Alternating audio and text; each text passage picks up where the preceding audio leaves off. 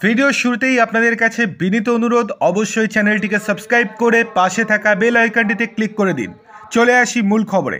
জল্পনায় সত্যি হলো, ভেঙে যাচ্ছে ইন্ডি জোট।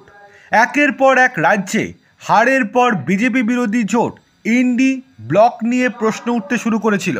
শরিকরা কংগ্রেসকে তুলোধনা করতে ছাড়েনি। শেষ পর্যন্ত জোটের কফিনে শেষ পেরেক পুঁতেই দিল কংগ্রেস। দিল্লি বিধানসভা নির্বাচনে আপ আর কংগ্রেসের আসন সমঝোতা হয়নি, কংগ্রেস শূন্য পেয়েছে। অন্যদিকে আপও অনেকটা পিছিয়ে। এই অবস্থায় জোটের ভবিষ্যৎ নিয়ে প্রশ্ন উঠতে শুরু করেছিল। আপ আর কংগ্রেসের সমঝোতা না হওয়ায় জোটের শরিকরাই আলোচনা শুরু করেছিলেন। বিধানসভা নির্বাচনের ফল প্রকাশের দিনই ওমর আবদুল্লাহ বলেছিলেন, আরও লড়াই কর নিজেদের মধ্যে। অন্যদিকে মমতা বন্দ্যোপাধ্যায় দায়ী করেছিলেন কংগ্রেসকে। শরিকদের সমালোচনার তীরে বিদ্ধ কংগ্রেস। শেষ পর্যন্ত জোট নিয়ে বড় ঘোষণা করে দিল কংগ্রেস।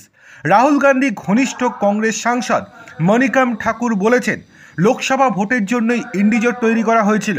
বিধানসভা ভোটগুলির জন্য আলাদাভাবে রাজ্যওয়ারি সমঝোতা হতে পারে।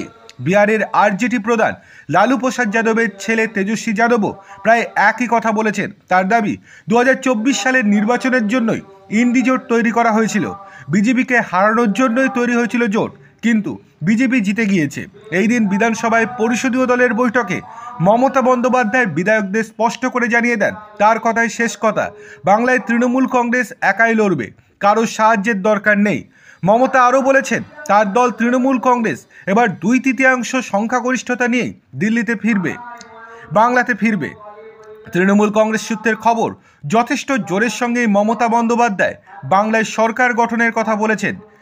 বাংলায় তৃণমূল কংগ্রেস একা একা লড়াই করবে বিধানসভা নির্বাচনে, অর্থাৎ আসন সমঝোতার ঝামেলা সেভাবে নেই। আর সেই কারণেই তৃণমূল সুপ্রিমো এখন থেকেই সংগঠনের কাজে জোর দিতেও নির্দেশ দিয়েছেন। জোটের সব থেকে বড় শরিক কংগ্রেস, খুব একটা পিছিয়ে নেই তৃণমূল কংগ্রেসও। এই অবস্থায় তৃণমূলের একাধিক নেতায় কংগ্রেসের নেতৃত্বে না থেকে মমতাকে সর্বময় নেত্রী হিসেবে প্রতিষ্ঠা করার চেষ্টা করেছেন, কিন্তু বাকিরা মমতার নেতৃত্বের সম্পর্কে কিছু বলেনি। অন্যদিকে গতকাল ইন্ডি নিয়ে মণিকম ঠাকুরের কথা স্পষ্ট হচ্ছে, এবার ইন্ডি জোট থেকে বেরিয়ে আসতে চাইছে খোদ কংগ্রেস।